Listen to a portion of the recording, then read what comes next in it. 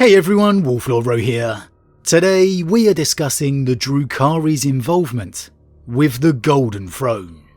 General spoiler warning to begin, as today we will be referencing events from across the Warhammer 40k universe, in particular the events of the novel The Dark City by author Chris Wraight.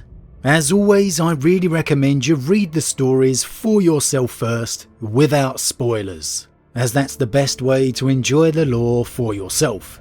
But with that said, let's just jump straight in. Now, if there was one artifact or symbol that represented the entirety of the 40k universe, it would surely be the Golden Throne. In the aftermath of his duel against Horus, the Emperor would assume his position upon the throne, giving his eternal sacrifice, which would become the bedrock and heartbeat of the 40k universe. Without the Emperor upon the throne, there is nothing. It is truly thanks to his sacrifice that the Imperium, the galaxy, endures. But of course, what would the Grimdark be without further adding to that inevitable sense of doom? And so it was, theories, rumours, teases all began to be cited that all was not well with the Golden Throne, that in fact it was failing and seemingly beyond the Adeptus Mechanicus' ability to repair.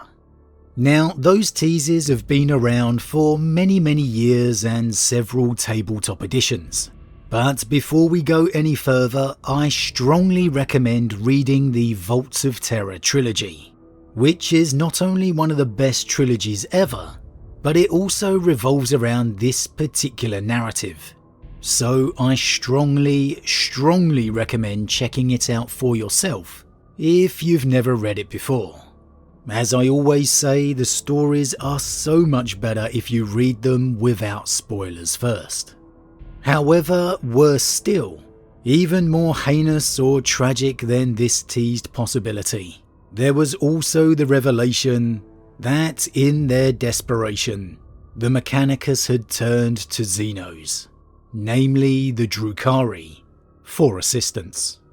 Now, if you're a fan of the Horus Heresy, you will know that the Golden Throne is not technically a creation of the Emperor, more an ancient artifact he discovered and then heavily modified and restored to suit his purpose, to control the access portal to the webway upon Terra, the final step of the Emperor's grand plan, conquering the webway to rid humanity of its reliance on warp travel. Indeed, he never originally planned to sit on the throne himself at all, the role actually intended for Magnus the Red. However, we know how that one turned out.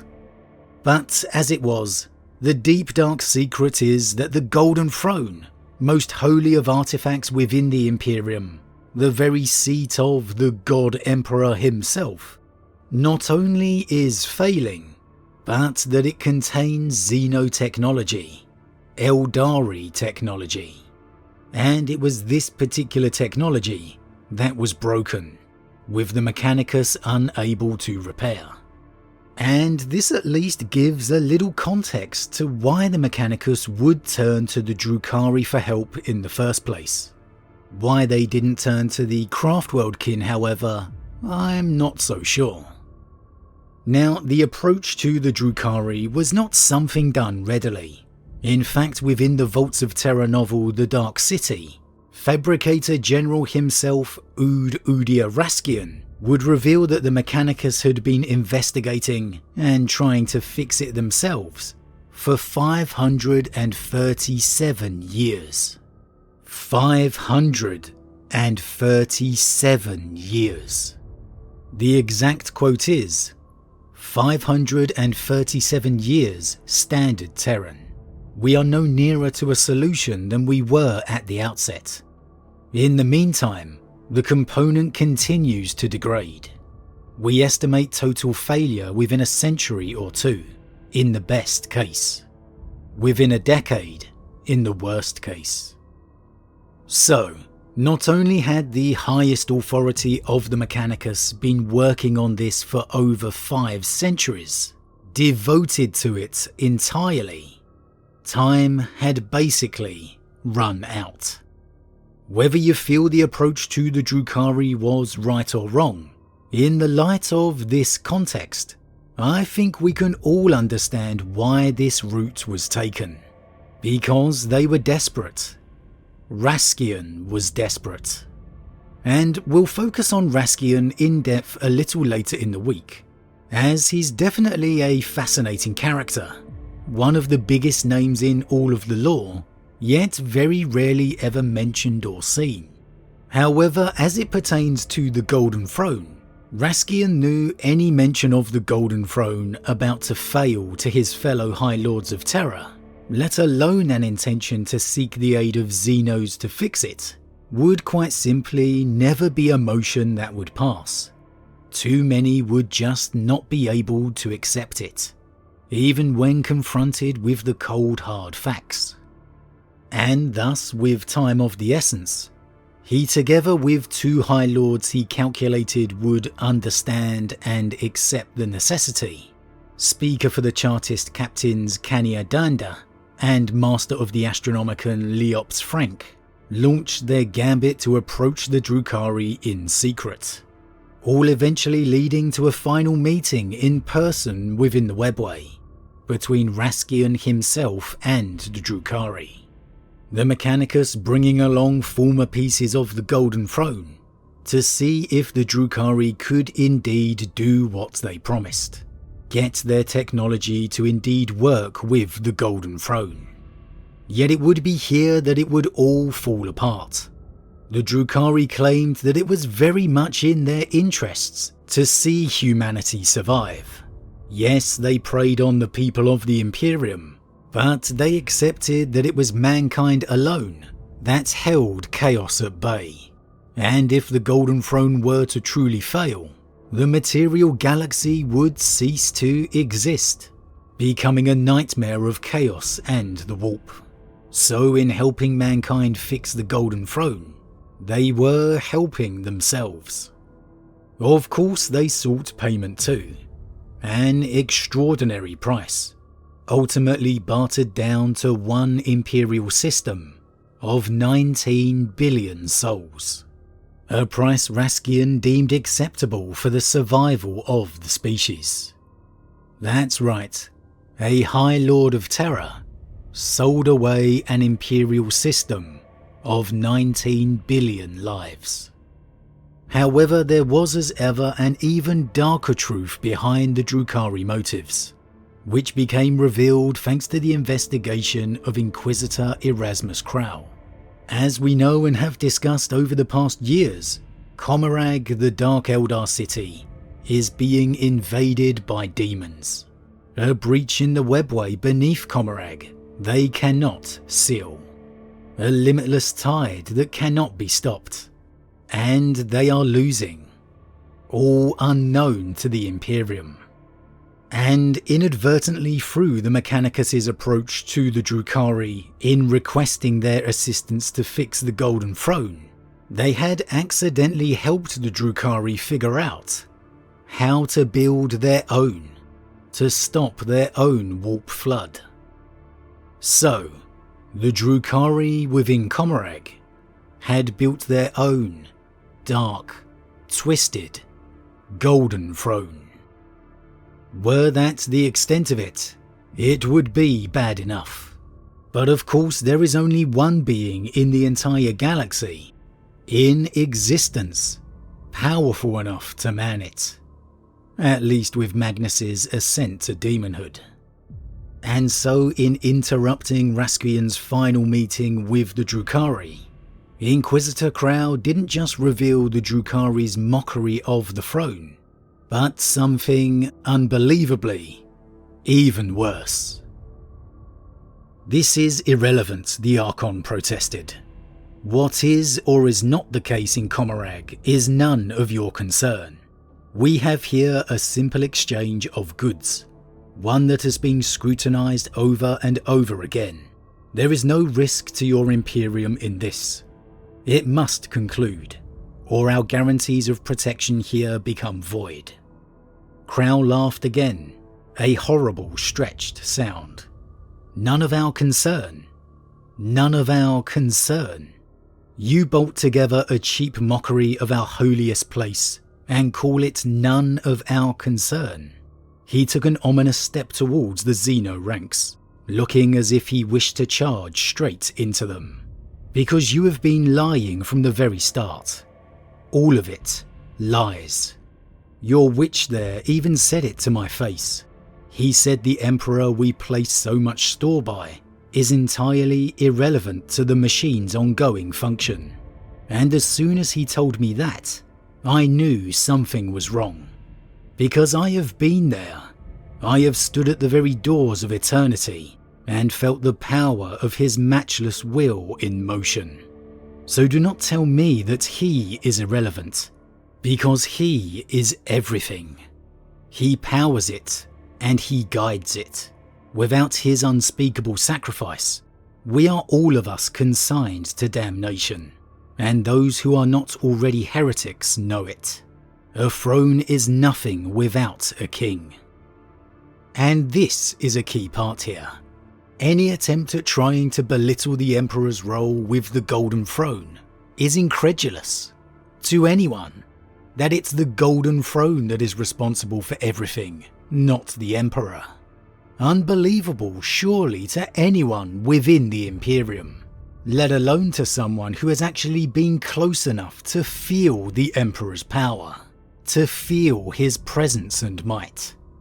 And so for a Drukhari to even attempt to make that claim strikes nothing but a suspicious chord, revealing a sense of desperation on their part that would ultimately be their undoing. All because maybe they just can't fundamentally understand how integral the Emperor is to every aspect of the Imperium.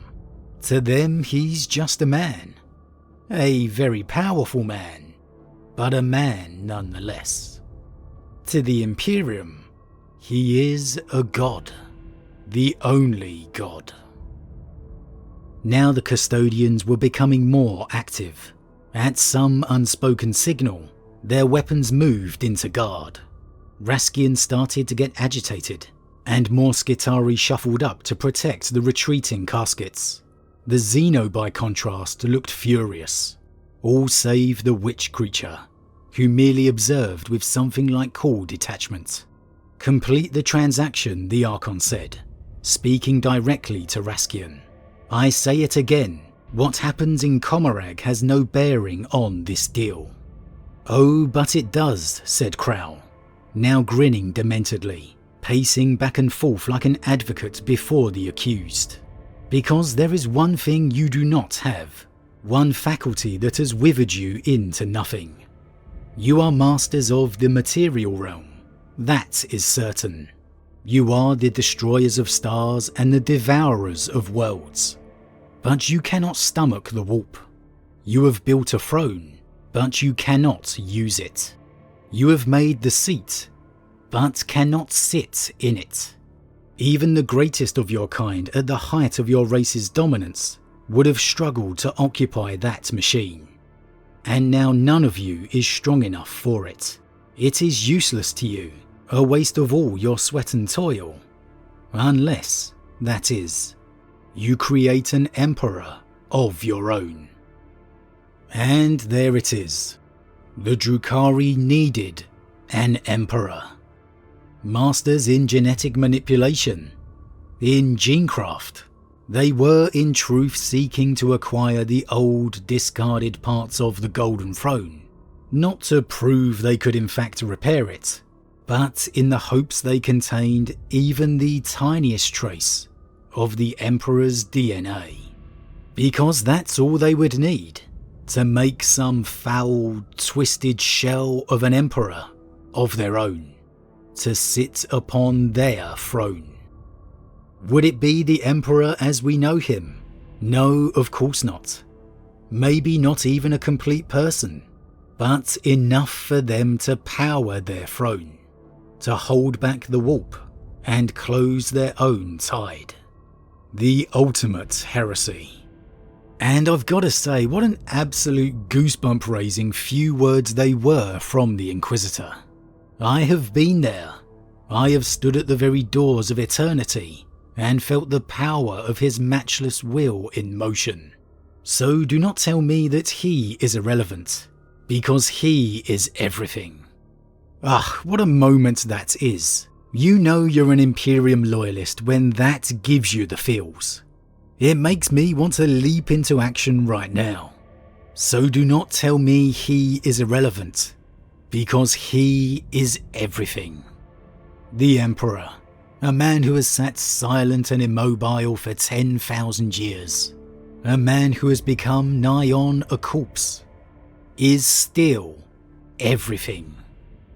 A throne is nothing without a king, and he is the king, the master of mankind, the man who has given everything,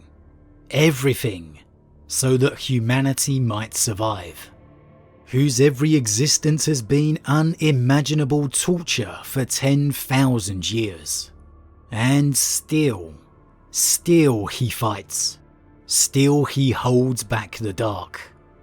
Yes, Guilliman has returned and has led the defense of the Imperium, forged his Indomitus fleets and battled the forces of the ruinous powers back, bringing back some form of stability to Imperium Sanctus.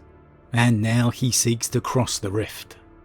But in truth, it's nothing compared to the Emperor's eternal battle, his sacrifice.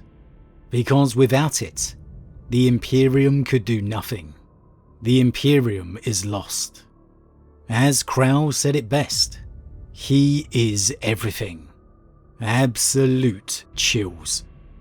And the Drukhari dared to not only copy and create their own throne, but then sought to copy and create their own emperor.